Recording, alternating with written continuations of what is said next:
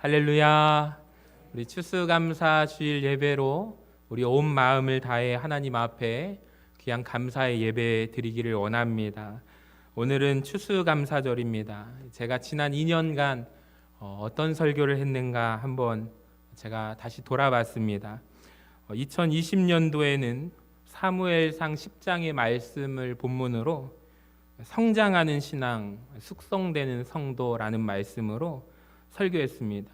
우리 인생이 부패하지 않고 성장하고 숙성되는 신앙생활의 비결이 감사라고 말씀을 드렸고요. 우리 작년도 추수감사절에는 데살로니가전서 말씀을 본문으로 기뻐하라, 감사하라, 그리고 무엇보다도 기도하라 라는 말씀을 전했습니다. 두 번 다 보니까 감사에 대한 말씀을 전했더라고요. 그래서 올해는 감사보다는 추수에 초점을 맞추어서 말씀을 전하기를 원합니다. 여러분, 왜냐하면 추수감사절, 이 감사절이기도 하지만 동시에 추수와도 관련된 절기이기 때문입니다. 자, 그래서 오늘 갈라디아서 6장의 말씀을 통하여 하나님이 정하신 원리, 그 추수의 비결에 대해서 우리가 함께 말씀을 살펴보기를 원하고, 우리 인생 가운데 여러분 많은 열매를 거두시게 되시기를 주님의 이름으로 간절히 축원합니다. 오늘 우리가 읽은 하나님의 말씀 가운데 하나님께서 우리 인생을 농사짓는 비유로 말씀하시거든요. 제가 다시 7절을 읽어보겠습니다. 스스로 속이지 말라. 하나님은 업신여김을 받지 아니하시나니 사람이 무엇으로 심든지 그대로 거두리라. 아멘. 여러분, 첫 번째로 알 수 있는 추수의 원리가 있는데요. 무엇이냐면 우리 따라해 볼까요? 심은 대로 거둔다. 여러분, 놀라운 비결입니다. 심은 대로 거둔다라는 거예요. 여러분, 하나님께서 그리고 우리에게 속지 말라라고 경고하시는데 영어 성경에 보니까 이 구절의 말씀이 be not deceived라고 되어 있습니다. deceived, 기만하다라는 뜻인데 우리에게 기만당하지 말라라고 경고하고 있어요. 여러분, 우리가 어떻게 생각하고 어떻게 살아가는 것이 기만당하지 않는 비결일까요? 우리가 인생 가운데 여러분 A라는 것을 무언가를 심었어요. 자, 그러면 그것이 심기고 자라서 열매 맺으면 A의 열매가 맺히는데 우리는 무엇을 기대하냐면 다른 무언가가 열매 맺기를 기대한다. 이것이 기만당하는 거다. 하나님을 기만하는 행위다라고 말하고 있는 거예요. 자, 조금 더 쉽게 말씀을 드리면 여러분, 오늘부터 매일 하루 세 끼를 한번 햄버거를 드셔보시기를 바랍니다. 햄버거 좋아하십니까? 그리고 밤에 출출하시면 주무시지 말고 라면을 끓여서 한번 잡숴보시기 바랍니다. 그리고 꼭 이틀에 한 번은 피자나 치킨을 꼭 드셔서 야식으로 드시기를 바랍니다. 자, 그렇게 하면 우리는 인생에서 무엇을 거둘까요? 배둘레햄을 거둡니다. 뱃살을 거두게 되는 거죠. 자연스럽게 나오는 거예요. 자, 그렇게 먹어놓고서 우리가 만약에 배에 복근, 왕자가 새겨진 멋진 복근을 기대한다면 여러분, 이거는 스스로 속는 행위라는 것이죠. 성경이 오늘 저와 여러분에게 말씀하는 것이 이와 같습니다. 심는 대로 거두는 것. 여러분, 이것을 심어놓고 다른 무언가를 기대하는 것, 하나님을 기만하는 행위다. 그러니까 하나님이 정하신 추수의 원리, 하나님의 법칙이 있는데 우리 인생이 왜 심은 대로 거둘 수밖에 없는 인생일까요? 바로 이것은 하나님의 창조의 능력과 관련이 되어 있다라는 것을 아십니까? 성경에 따르면 하나님께서 우리 사람, 인간을 창조하실 때 무엇을 가지고 창조하셨죠? 흙을 가지고 창조하셨어요. 저는 의문이 들었습니다. 왜 금과 같은 것으로, 다이아몬드 같은 것으로 사람을 짓지 아니하시고 왜 흙을 선택하셨을까? 수많은 물질 가운데 왜 흙을 가지고 사람을 지으셨을까? 여러분, 이것을 아셔야 됩니다. 창세기 2장 7절에 보면은 여호와 하나님이 흙으로 지으셨다라고 말씀합니다. 여러분, 흙이 가진 속성은 무엇일까요? 흙은 심는 대로 거두는 거예요. 땅에다가 콩을 심으면 콩 심은 데 뭐가 납니까? 콩이 납니다. 팥을 심으면 팥이 납니다. 이게 흙이 가진 기본적인 속성이거든요. 놀랍게도 그 흙을 가지고 여러분 하나님께서 우리 사람을 창조하셨습니다. 그러니까 우리 사람의 본래 자체가 흙으로 지어진 인생이에요. 그러니까 나라는 인생, 나라는 존재, 심은 대로 거둘 수밖에 없다라는 것을 여러분 깨닫기를 원합니다. 여러분 내가 흙이기 때문에 여러분 우리 마음속에 좋은 것을 심게 되면 우리는 무엇을 거둘까요? 우린 좋은 것을 거두게 됩니다. 만약에 사람 가운데 나쁜 것을 심게 되면 나쁜 것을 거둘 수밖에 없는 것을 아십니까? 바로 창조의 원리, 우리가 흙으로 지어진 존재이기 때문입니다. 성경의 인물들이 참 많이 나오잖아요.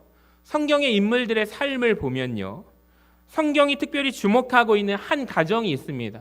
주목하고 있는 집안이 있어요.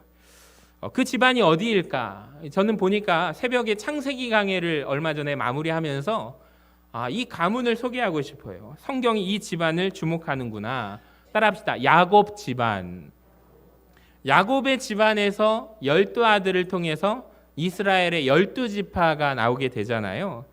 여러분, 이스라엘을 형성합니다. 그러니까 우리가 믿음의 조상 아브라함도 중요하고 아브라함의 아들 이삭도 중요하지만 더욱더 성경이 집중하고 우리에게 소개하는 사람이 야곱이 더 중요하다라고 말합니다. 왜냐하면 야곱이라는 인물을 보시면요, 성경에 여러분 어느 사람들이, 다양한 사람들이 나오지만 야곱이라는 인물을 한번 보세요. 태어나기 이전부터 성경이 기록되어 있고요, 어린 시절, 또 죽음과 결혼, 모든 인생의 전반에 걸친 이야기를 야곱이라는 사람을 성경에선 다 소개하고 있습니다. 창세기 25장에 보면은 태어나기 전에 이야기가 나옵니다. 어머니 리브가가 임신을 했는데 쌍둥이를 임신했거든요. 여러분 잘 아시죠? 뱃속에서 그 쌍둥이들이 싸우는 장면이 성경에 기록되어 있습니다. 그리고 탄생할 때 이야기도 있습니다. 나올 때 어떻게 나왔죠? 형의 뒤꿈치를 잡고 나온 사람이 야곱입니다. 어린 시절의 이야기도 나옵니다. 팥죽 한 그릇을 가지고 형 에서와 장자의 명분을 뺏어가는 장면이 나옵니다. 여러분, 아브라함이 아무리 유명할지라도 탄생했던 이야기가 나오지 않습니다. 어린 시절의 이야기도 없습니다. 이삭은 어떻습니까? 탄생한 이야기는 있지만 어린 시절의 이야기는 없어요. 야곱은 특별합니다. 성경이 야곱의 연애사까지도 기록하고 있는 거 아십니까? 라헬을 사랑해서 7년이라는 시간을 수일같이 그가 여겼다라고 나옵니다. 이 사람만큼 성경이 주목하는 사람이 없는 거예요. 그가 낳은 12명의 자녀들까지 다 기록되고 또 그 아들들 간의 갈등의 문제까지 다 기록하고 있어요. 그러니까 한 사람의 인생 자체, 야곱이라는 인생이 성경에 기록된 전무후무한 인생이라는 것을, 인물이라는 것을 아셔야 합니다. 저는 이 야곱이라는 인생을 보면서 심는 대로 거두는 법칙을 발견하게 되었는데 아주 재밌는 사실이 관찰됩니다. 뭐냐면 그도 역시 심은 대로 거두는 인생이었기 때문입니다. 자, 한번 보시기 바랍니다. 장자의 명분을 야곱이 얻고 싶어서 누구를 속였죠? 아버지를 속였습니다. 어머니와 짜고 아버지를 속입니다. 연극을 합니다. 소품을 동원하죠. 왜냐하면 형 에서는 털이 많잖아요. 자기는 피부가 매끈매끈한 사람이기 때문에 무슨 소품을 동원하냐면 염소 털을, 염소 가죽을 입고 아버지 앞에서 연극합니다. 목소리가 가늘기 때문에 아버지가 잘 알아듣지 못할 때 형의 목소리를 흉내내고 연극을 합니다. 자, 근데 재밌는 것은 야곱의 삶 가운데 무엇을 심었냐면 거짓을 속입니다. 속임수를 심습니다. 그랬더니 야곱의 인생 가운데 무엇을 거두는가? 속임수, 거짓을 당하게 되는 것입니다. 야곱은 이렇게 할 필요가 없었어요. 이미 하나님께서 창세기 25장에서 예언을 하셨는데 큰 자가 어린 자를 섬길 것이다 라고 말씀하셨습니다. 여러분 맞습니까? 이미 하나님께서는 작은 자를 더 크게 세우시겠다는 하나님의 놀라운 계획이 있습니다. 가만히 있어도 야곱은 장자의 명분을 가질 수 있는 사람인데 여러분, 그런데 자기 것이 될 수 있는 것을 굳이 안 해도 되는 방법, 속임수를 써서 형의 것을, 장자의 명분을 뺏어옵니다. 그러니까 오늘날로 치면 우리 통장에 돈이 들어있는데요, 우리가 은행에 가서 돈을 인출해가지고 찾으면 될 건데 굳이 그 통장에 있는 돈을 어떻게 찾냐면 이 복면을 쓰고 강도짓을 해가지고 자기 통장에 자기 돈을 뺏어온과도 같습니다. 그러니까 야곱의 모습이 이와 같은 모습으로 찾아왔습니다. 속임이라는 씨앗을 이상하게 심었어요. 자, 그랬더니 그 인생 가운데 어떤 일이 일어나는가? 평생토록 그가 속임을 당합니다. 기가 막힙니다. 창세기 29장에 보면 외삼촌 라반의 집에 머물게 되는데요. 자기가 사랑했던 사람은 큰딸이 아닌 작은 딸 라헬이었습니다. 아마도 라헬을 더 예뻐했나 봅니다. 그래서 라헬을 사랑해서 7년을 수일같이 여겼습니다. 외삼촌과 약속을 하고 드디어 라헬과 결혼하기로 한 그날 밤에 그 옛날 자기가 어머니와 함께 리브가와 짜고 아버지를 속인 것처럼 외삼촌이 자기 큰딸 레아와 함께 짜고 야곱을 속입니다. 라헬인 줄 알고 그날 밤을 맞이했는데 다음날 눈 떠보니 누가 옆에 있어요? 언니 레아가 옆에 있는 것입니다. 여러분, 밤에 레아도 동생의 옷을 입고 라헬인 척 했겠죠. 연기를 한 거예요. 야곱도 과거에 자기의 아버지를 속였죠. 자기가 형의 옷을 입고 에서인 척 했더니 레아가 마찬가지로 동생 라헬의 옷을 입고 동생인 척하고 누워 있었습니다. 여러분, 기가 막힌 되갚음 아닙니까? 나중에 자식들도 창세기 37장에 보면 자녀들이 아버지를 속입니다. 과거에 자기가 했던 그대로 소품을 동원하죠. 요셉의 채색옷에다가 짐승의 피를 묻혀와서 이렇게 아버지에게 보여줍니다. 야곱에게 보여줘서 아버지 요셉이 이렇게 죽었습니다. 연극합니다. 연극하면서 속였더니 자기도 연극하면서 속임당합니다. 그러니까 성경에 나오는 추수의 원리가 그대로 적용된 사람이 야곱의 인생이었다라는 거예요. 근데 야곱의 개인뿐만 아니라 가정도 문제였습니다. 가정에 이것을 심었더니 그것을 거두게 됩니다. 무엇이냐면 아버지와 어머니가 잘못한 게 있어요. 이삭과 리브가가 가정 가운데 무엇을 심었는가? 편애라는 씨앗을 심었습니다. 에서와 야곱은 쌍둥이잖아요. 여러분, 우리가 잘 아시는 대로 쌍둥이는 참 많은 부분이 닮아 있습니다. 그리고 자녀가 둘밖에 없잖아요. 그럼 엄마 아빠가 최선을 다해서 그 자녀를 사랑하고 양육을 해야 되는데 성경에 보니까 편애의 씨앗을 심어요. 아버지는 누구를 더 사랑해요? 에서를 더 사랑하고 어머니는 야곱을 사랑했다고 성경에 말씀합니다. 편애의 씨앗을 심은 거죠. 그리고 이 씨앗이 자라게 되자 이 편애가 가정 가운데 떠나지 않습니다. 야곱도 나중에 가정을 이루어서 누구를 더 사랑해요? 요셉을 더 사랑합니다. 편애합니다. 집안에 심은 것이 그대로 드러납니다. 결국에 형제들 간의 분쟁이 일어나게 되고 요셉이 팔려가게 되는 것이죠. 여러분, 기억하시기 바랍니다. 하나님이 원하시는 원리가 있습니다. 추수의 원리가 있어요. 심는 대로 여러분 인생에 거두게 될 줄로 믿습니다. 사람은 무엇으로 심든지 그대로 거둠을 깨닫는 저와 여러분 되시기를 바랍니다. 자, 두 번째 원리는 8절 말씀인데요. 우리 같이 화면을 보고 읽어봅니다. 시작. 자기의 육체를 위하여 심는 자는 육체로부터 썩어질 것을 거두고 성령을 위하여 심는 자는 성령으로부터 영생을 거두리라. 아멘. 두 번째 원리가 있대요. 사람이 두 가지를 심는데 첫 번째는 무엇을 심어요? 육체를 위하여 심고 두 번째는 성령을 위하여 심는다. 이 두 가지밖에 없습니다. 여러분, 저와 여러분도 선택지는 두 가지예요. 육체를 위하여 심거나 성령을 위하여 심거나. 근데 가만히 보시면 좀 이상하지 않습니까? 우리는 보통 이렇게 표현합니다. 육체와 영혼을 위하여 심는다.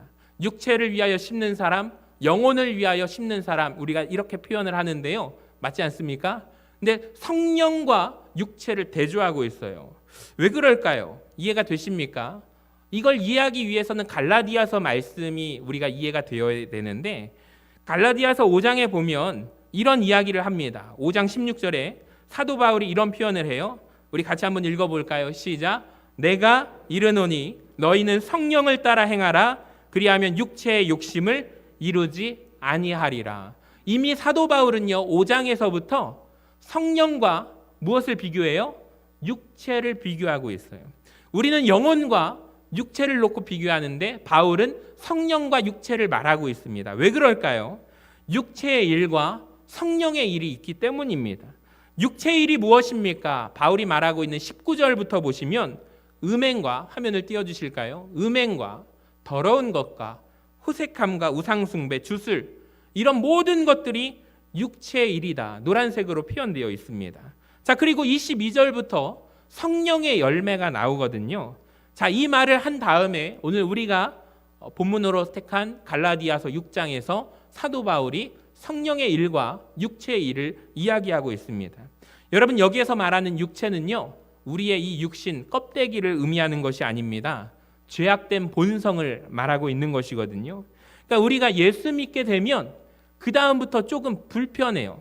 어떤 분이 이런 얘기를 하셔요. 목사님, 신앙생활을 하는 게 저는 굉장히 편한 건 줄 알았는데요, 예수 믿기 시작하고서부터 굉장히 불편하네요. 힘든 일이네요. 라고 얘기를 하셔요. 어떤 부분이 그러세요? 예전에 제가 담배를 엄청 폈거든요. 그리고 제가 술을 많이 마셨는데 이제는 예수님을 밥 먹다가도 생각하게 되고 나의 이 행위에 대해서 자기 스스로가 이렇게 하는 것이 맞는지라고 생각을 하게 된다라는 거예요. 전 옆에서 한번 줄여보세요, 끊으세요 라고 말하지는 않고 줄여보세요 그랬더니 이분이 한번 고민해 보겠습니다 하시더니 나중에는 정말 술, 담배를 끊으셨어요. 여러분, 예수 믿어서 술, 담배 끊는 행위가 문제가 아니라 저는 정말 귀하게 생각한 게 뭐냐면 우리가 예수님을 생각한다는 거죠. 여러분, 우리는 예수 믿는 사람이 술 마시고 담배 피워도 돼, 이런 외적인 부분보다 더욱더 중요시하게 여겨야 될 것은 우리는 나의 삶 가운데 예수님을 얼마나 더 생각하는가, 이게 더 중요하다고 하는 거예요. 그분이 교회를 나오신 지 얼마 안 됐거든요. 근데 그 놀라운 비결을 말씀해 주시는 거예요. 맞다, 예수님을 생각하는 거. 밥 먹다가도요, 갑자기 문득 예수님을 생각하게 된대요. 그래서 떠올라서 이미 밥을 먹고 있는 중인데 식사 기도를 뒤늦게 하고요, 예수님이 문득문득 떠오른다는 거예요. 그러니까 자기의 마음속에 이제 예수님이 계시는구나. 어느 날 목사님이 성전, 우리의 육신은 주님이 머물 수 있는 우리의 마음의 성전을 해야 된다라는 말을 듣고 이분이 결단을 하게 됩니다. 여러분, 맞습니다. 그리스도인, 예수 믿는 자로 살아갈 때 우리는 무엇을 경험하냐면요, 참 어렵구나라는 걸 하세요. 우리 장로님들도 그런 표현을 하시고요, 권사님들도 사업을 하면서 내가 전주 서신교회 장로입니다, 네, 권사입니다 라고 드러내면 세상은요, 어떻게든 이익을, 그거를 빌미 삼아서 깔아 뭉개려는지 차라리 사업할 때 그걸 안 드러냈으면 좋겠다라는 분들도 계셔요. 여러분, 맞습니다. 어려운 일이에요. 왜 그런지 아십니까? 우리가 예수를 믿기로 작정하면 그 다음부터 육체의 소욕과 우리 마음의 두 가지가 싸워요. 성령의 소욕이 싸우게 된다라는 거예요. 우리 마음에 하나님의 뜻대로 살고 싶은 마음이 있어요. 거듭난 사람에게는 이런 욕심이 있습니다. 그러니까 거듭나지 않은 사람은 육체의 소욕을 만족시키는 일밖에 하지 않는데, 여러분, 거듭난 사람에게는 이 성령의 소욕이 생긴다라는 거예요. 그러니까 육신의 정욕을 끊고 우리가 이제는 하나님 앞에서 하나님을 따라가고 싶은 마음이 생기는 거예요. 사도 바울도 우리와 같은 경험을 해서 로마서 7장에서 그 얘기를 하고 있어요. 한번 잘 보세요. 15절에 내가 행하는 것을 나도 알지 못하겠다. 내가 원하는 것을 행하지 아니하고 도리어 미워하는 것을 자꾸 자기가 행한다라고 고백을 해요. 그리고 17절에 자기가 깨닫습니다. 이제는 그것을 행하는 자가 사실 내가 아니구나. 내 속에 있는 죄악의 문제라는 것을 그가 깨닫게 됩니다. 그러니까 내 육신에 선한 것이 거하지 아니하는 줄을 아노니 원함은 내게 있으나. 여러분, 성도는요, 거듭난 성도는 원함이 있습니다. 성령의 소욕이 있습니다. 그런데 우리가 너무나도 약해서 성령의 기뻐하시는 일에 따라 행하지 못하는 거예요. 그러니까 내가 원하는 바 선은 행하지 아니하고 도리어 원하지 아니하는 바 악을 행하고 사는 우리의 모습을 발견하지 않습니까? 왜 그렇습니까? 20절에 보니까 곧 선을 행하기 원하는 나에게 악이 함께 있는 것이로다. 여러분, 맞습니다. 우리 안에 두 가지가 싸우고 있는 거예요. 육체의 소욕의 만족을 위하여 싸우고 있고, 여러분, 성령의 소욕을 갈구하는 이 거듭남으로 나아가는, 우리가 거룩을 향하여 나아가는 그 두 가지가 싸운다라는 거예요. 사도 바울도 그것을 깨닫게 됩니다. 내가 하나님의 뜻대로 살아가고 싶은데 내가 무너지고 나약하고 죄의 길에 자꾸 빠지고 넘어지는 것을 발견하는 거예요. 사도 바울이 뭐라고 고백해요? 오호라, 나는 곤고한 사람이로다. 이 사망의 몸에서 누가 나를 건져내랴 그가 고백하고 있는 거예요.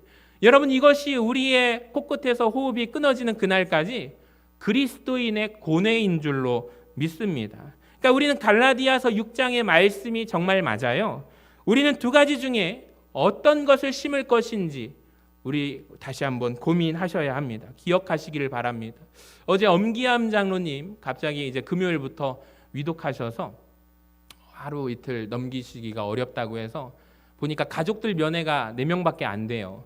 그래서 금요일 날 가서 기도를 해드렸더니 굉장히 그 전까지 괴로워하셨는데 편안하게 제가 딱 기도하고 마친 후에 가족들이 뭐라고 하냐면 상황을 설명하는 거예요. 목사님 편안하게 주무셔요. 아버지가 정말로 힘들어 하셨는데 기도받고 어머 세상에 그러는 거예요. 목사님 기도받고 주무신다라는 거예요. 이거는 저에게 그렇게 립 서비스가 아니라 그 옆에서 가족들이 보면서 그걸 그대로 말씀하시는 거예요. 그 다음 날 엄경희 권사님한테 아침에 급하게 전화가 왔어요. 아버지가 위독하시다고. 그래서 아침에 달려갔습니다. 그래서 10시에 도착했거든요. 그리고 기도를 해드렸어요. 어떤 기도를 했냐면 주님께서 부르실 때 빛 대신 주님 앞에 생명으로 나아갈 때 그 주님이 영접하실 때 우리 장로님 두려워하지 않고 주님의 부르심을 받아 천국으로 가기를 원합니다. 우리 장로님 마음을 붙잡아 주세요 하고 기도를 했어요. 근데 놀랍게 기도가 딱 끝나고 20분에 임종하셨어요. 편안하게. 가족들이 말하는 거예요. 저는 기도하고 정말인가? 여태까지 그런 적이 없거든요. 다른 목사님들이 그런 얘기를 하시는데 보통은 임종하시고 난 뒤에 이제 기도를 해드리거나 그 전에 기도를 하지만 그 다음 날 보시면 또 좋아지시기도 하거든요. 장로님이 마치 저를 기다린 것 같은 느낌이 드는 거예요. 그러면서 가족들이 그런 얘기들을 하셔요. 그리고 임종하시고 그리고 그렇게 이제 빈소가 마련이 되어서 했는데 가족들이 그 얘기를 밤에도 하셔요. 우리가 같이 위로 예배 어제 갔을 때도 기도받고 우리 아버지가 편안하게 주님의 부르심을 받으셨구나. 어떤 자녀 한 분은 앞으로 교회를 나오시겠다라고 약속도 하셨어요. 그걸 가만히 보면서 여러분 우리 장로님께서 끝까지 신앙으로 믿음으로 살아가셨을 때 우리가 하나님의 품을 우리가 그리워하며 끝까지 그 370장 주 안에 있는 나에게 그 찬송을 귓가에서 자녀들이 계속 틀어드렸어요. 그 임종하시고 그 이후에까지. 가만히 보면서 우리는 성령의 소욕을 갈구하며 살아가는 저와 여러분 되기를 원합니다. 이것이 우리 그리스도인의 고뇌입니다. 여러분 육체의 소욕을 행할 것인가 성령의 소욕을 행할 것인가. 육체의 길을 따라가면 성경은 반드시 말씀하시기를 망하는 길이다 라고 말씀합니다. 바라기는 여러분 성령을 위하여 심으시는 저와 여러분 되시기를 주님의 이름으로 간절히 축원합니다. 추수의 원리 세 번째, 우리 9절을 한번 읽어볼까요? 시작. 우리가 선을 행하되 낙심하지 말지니 포기하지 아니하면 때가 이름에 거두리라. 아멘. 여기 보시면 단순합니다. 때가 돼야 거둔다라는 거죠. 추수할 때도 마찬가지입니다. 여러분 봄에 심고 여름에 추수하기를 기대할 수 없어요. 가을에 거두어야 합니다. 인생도 마찬가지입니다. 하나님께 심는 것도 마찬가지예요. 내가 물질을 심고 시간을 심고 눈물을 심고 기도를 심었는데 하나님께 심어도 하나님의 때가 돼야 거둔다는 거죠. 여러분 경계해야 될 게 있는데 말씀해 보니까 낙심하고 포기하지 말래요. 여러분 이게 무엇이냐면 우리가 낙심할 때가 있고 포기할 때가 있다라는 거죠. 여러분 우리가 기대하는 추수의 시간이 내가 기도하면 이때 이루어져야 하는데 이루어지지 않아서 낙심되고 여러분 포기할 때가 있죠. 근데 하나님께서 말씀하십니다. 하나님의 때와 우리의 때는 그 시점이 다르다라고 말씀하십니다. 그렇기 때문에 우리는 포기하는데 포기하지 말아라. 낙심하지 말아라. 여러분 때가 되면 하나님이 거두게 하실 줄로 믿습니다. 제일 좋은 것은 우리가 심어서 여러분 우리의 때에 거두는 축복을 누리면 좋죠. 근데 여러분 가만히 보시면 가정마다 아브라함과 같은 분들이 있어요. 믿음의 조상들이 있거든요. 여러분이 혹시 믿음의 일대시라면 나 때 거두지 못하더라도 여러분 실망하지 마시기 바랍니다. 우리가 내 자녀들 혹은 내 자녀 손들에게로 하나님께서 그 때를 허락하셔서 놀라운 하나님의 때 추수를 거두게 될 것을 우리가 바라보게 만드실 것입니다. 이 말을 하니까 어떤 분이 목사님 그때는 우린 천국 가 있잖아요. 천국에서 우리가 바라보게 될 줄로 믿습니다. 그러니까 나중에 응답되면 더 놀라운 건 뭔지 아십니까? 누군가가 엄마가 심었더니 그 자녀들이 축복을 받는 거예요. 우리 김관영 도지사의 고백이에 엄마가 새벽에 끝도 없이 새벽 예배 가서 심었거든요. 그랬더니 엄마의 신앙을 믿음으로 고백했던 예전에 교회 안수 집사님이셔서 그 고백을 하는 거예요. 깜짝 놀랐어요. 아하, 어머니가 그 시골길을 그 심리를 멀리하고 그 길을 걸어가서 새벽 제단을 돌아가실 때까지 쌓으셨어요. 그게 놀라운 고백이에요. 아, 그렇구나. 믿음의 사람들, 여러분, 우리가 거두지 못할지라도 실망하지 마십시오. 하나님께서 때가 되면 거두게 하실 줄로 믿습니다. 네 번째 추수의 원리 10절 우리 같이 한번 읽어봅니다. 시작. 그러므로 우리는 기회 있는 대로 모든 이에게 착한 일을 하되 더욱 믿음의 가정들에게 할지니라. 아멘. 마지막입니다. 여러분, 나만을 위해 심지 말고 다른 사람을 위해서 심으래요. 모든 사람을 위해서 심으래요. 특별히 오늘 보니까 믿음의 가정들을 위하여 심으라. 이게 무슨 뜻입니까? 교회를 위하여 심으라라는 거예요. 교회는 건물이 아닙니다. 교회는 믿는 자들의 모임이 교회입니다. 지금 사도 바울은 주님의 몸된 교회를 위하여 심으라라고 말씀하고 있습니다. 저는 굉장히 중요한 이야기라고 생각을 해요. 여러분, 모든 이들을 위하여 심으시되 주님의 몸된 교회를 위하여 심는 저와 여러분 되시기를 바랍니다. 그게 복받는 길일 줄로 믿습니다. 저는 여러 가지의 믿음의 고백이 우리 교회 가운데 올 한 해 하나님께서 여기까지 인도해 주셨습니다. 하나님이 나를 지켜주시고 하나님은 살아계십니다. 간증들이 차고 넘치기를 원합니다. 하나님이 역사하십니다. 여러분, 하나님 앞에 눈물로 기쁨으로 심으시기를 바랍니다. 그리하여 하나님께 간증하는 인생 되시기를 주님의 이름으로 간절히 축원합니다.